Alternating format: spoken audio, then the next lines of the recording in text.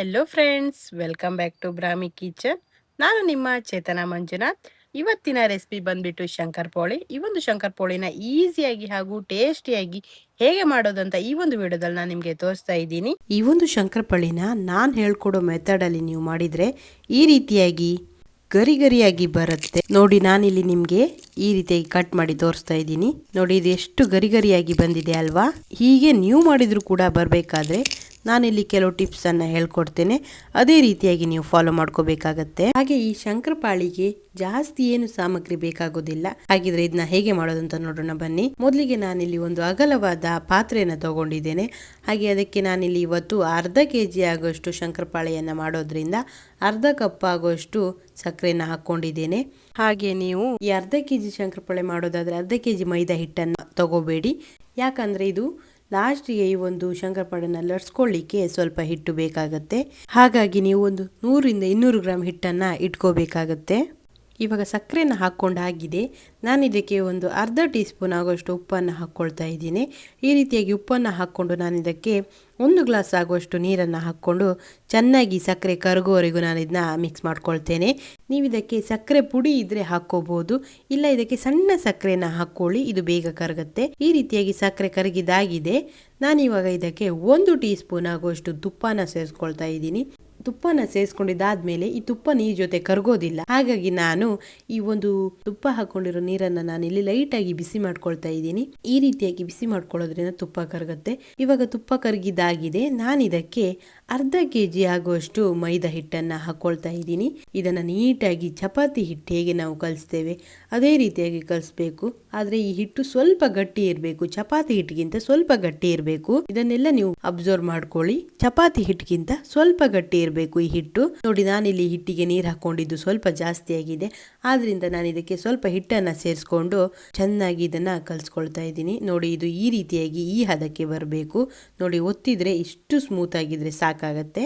ಹಾಗೆ ಇದು ಪಾತ್ರೆಯಲ್ಲಿ ಎಲ್ಲೂ ಕೂಡ ಒಂಚೂರು ಅಂಟಬಾರ್ದು. ಆ ರೀತಿಯಾಗಿ ಇದನ್ನ ನೀವು ಕಲ್ಸ್ಕೋಬೇಕು. ನೋಡಿ, ಇದು ಇವಾಗ ಕಲ್ಸಿದ್ದಾಗಿದೆ.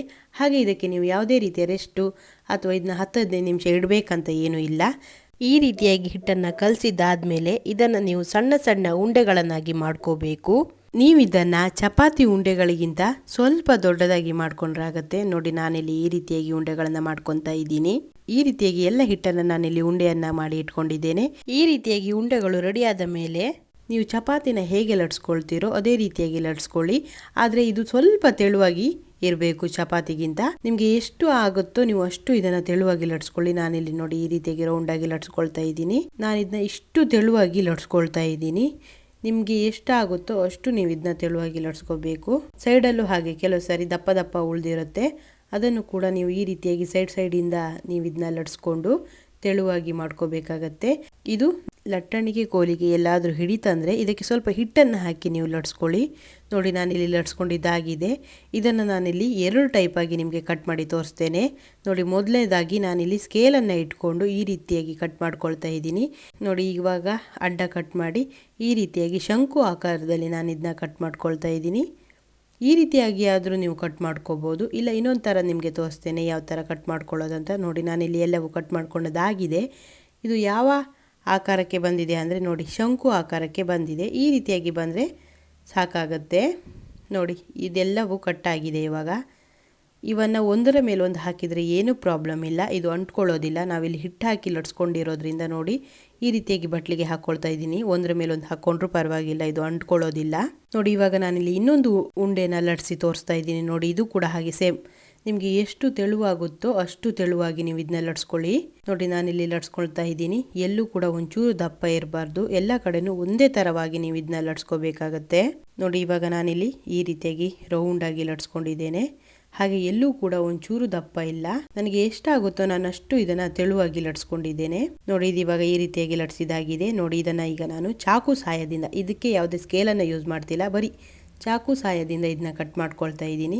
ನೋಡಿ, ಈ ರೀತಿಯಾಗಿ ಕೂಡ ನೀವು ಕಟ್ ಮಾಡ್ಕೋಬಹುದು. ಸ್ಕೇಲ್ ಇಟ್ಕೊಳ್ಳಿಕ್ಕೆ ಅಥವಾ ಸ್ಕೇಲ್ ಇಲ್ಲ ಅಂದರೆ ಈ ರೀತಿಯಾಗಿ ನೀವು ಕಟ್ ಮಾಡ್ಕೋಬಹುದು. ನೋಡಿ, ಈ ರೀತಿಯಾಗಿ ಕೈಯಲ್ಲೇ ನಾನು ಇದನ್ನ ಹಿಡ್ಕೊಂಡು ಕಟ್ ಮಾಡ್ಕೊಳ್ತಾ ಇದ್ದೀನಿ. ಈ ರೀತಿಯಾಗಿ ಕಟ್ ಕೂಡ ನೀವು ಮಾಡ್ಕೋಬಹುದು. ಇದು ಯಾವುದೇ ರೀತಿಯಾಗಿ ಅಂಟೋದಿಲ್ಲ. ನೋಡಿ, ಇವಾಗ ಕಟ್ ಮಾಡ್ಕೊಂಡಿದ್ದಾಗೆ ನಿಮಗೆ ಯಾವ್ದು ಈಸಿ ಆಗುತ್ತೋ ಅದೇ ಥರದಲ್ಲಿ ನೀವು ಕಟ್ ಮಾಡ್ಕೊಳ್ಳಿ. ನೋಡಿ, ಈ ರೀತಿಯಾಗಿ ನಾನು ಒಂದರ ಮೇಲೆ ಒಂದು ಹಾಕಿ ಇಟ್ಕೊಂಡಿದ್ದೇನೆ. ಇದು ಒಂಚೂರು ಅಂಟೋದಿಲ್ಲ.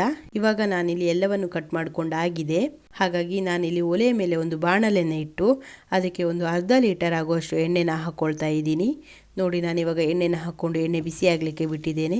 ಈ ಒಂದು ಎಣ್ಣೆ ಬಿಸಿಯಾಗಿದೆ ಇಲ್ವಾ ಅಂತ ನಾನಿಲ್ಲಿ ಒಂದು ಸಣ್ಣ ಶಂಕರಪೋಳೆಯ ಪೀಸನ್ನು ಹಾಕಿ ನೋಡ್ಕೊಳ್ತಾ ಇದ್ದೀನಿ.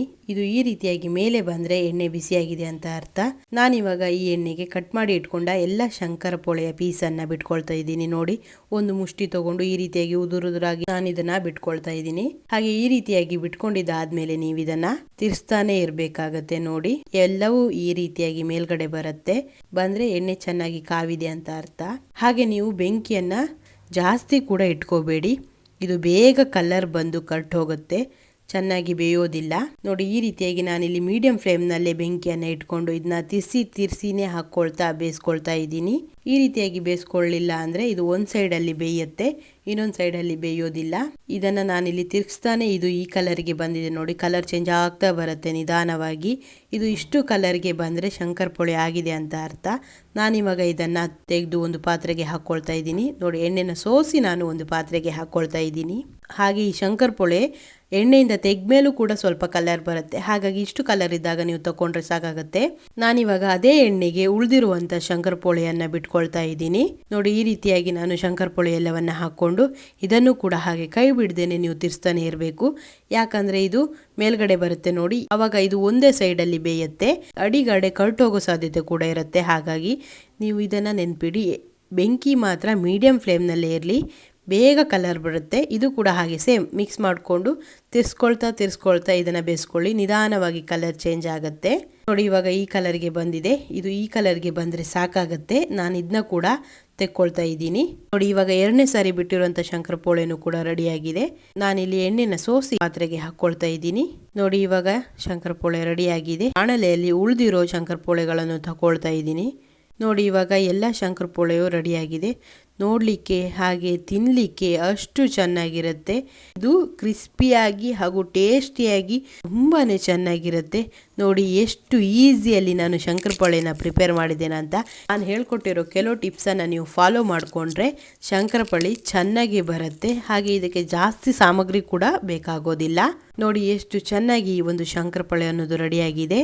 ಹಾಗೆ ಈ ಮಳೆಗಾಲದಲ್ಲಂತೂ ಸಂಜೆ ಟೀ ಅಥವಾ ಕಾಫಿ ಜೊತೆ ತಿನ್ನಲಿಕ್ಕೆ ತುಂಬಾ ಚೆನ್ನಾಗಿರುತ್ತೆ. ನಿಮ್ಮ ಮನೆಯಲ್ಲಿ ಇರೋ ಎಲ್ರಿಗೂ ಕೂಡ ಈ ಒಂದು ಶಂಕರಪೋಳೆ ತುಂಬಾ ಇಷ್ಟವಾಗುತ್ತೆ. ಹಾಗಿದ್ರೆ ಈ ಒಂದು ರೆಸಿಪಿನ ನೀವು ಕೂಡ ನಿಮ್ಮ ಮನೆಯಲ್ಲಿ ಟ್ರೈ ಮಾಡಿ. ಇದು ಹೇಗೆ ಬಂತು ಅಂತ ನನ್ನ ಕಾಮೆಂಟ್ ಸೆಕ್ಷನ್ ಅಲ್ಲಿ ಕಾಮೆಂಟ್ ಮಾಡಿ. ಹಾಗೆ ಈ ಒಂದು ವಿಡಿಯೋ ನಿಮಗೆ ಇಷ್ಟವಾಗಿದ್ರೆ ಪ್ಲೀಸ್ ನನ್ನ ಈ ಒಂದು ವಿಡಿಯೋನ ಲೈಕ್ ಮಾಡಿ. ಹಾಗೆ ನನ್ನ ಚಾನಲ್ನ ಸಬ್ಸ್ಕ್ರೈಬ್ ಮಾಡಿ. ನನಗೆ ಇನ್ನೂ ಹೆಚ್ಚು ವಿಡಿಯೋ ಮಾಡಲಿಕ್ಕೆ ಸಪೋರ್ಟ್ ಮಾಡಿ. ಹಾಗೆ ನಿಮ್ಮ ಫ್ಯಾಮಿಲಿ ಹಾಗೂ ಫ್ರೆಂಡ್ಸ್ಗೂ ಈ ಒಂದು ವಿಡಿಯೋನ ಶೇರ್ ಮಾಡಿ. Thank you.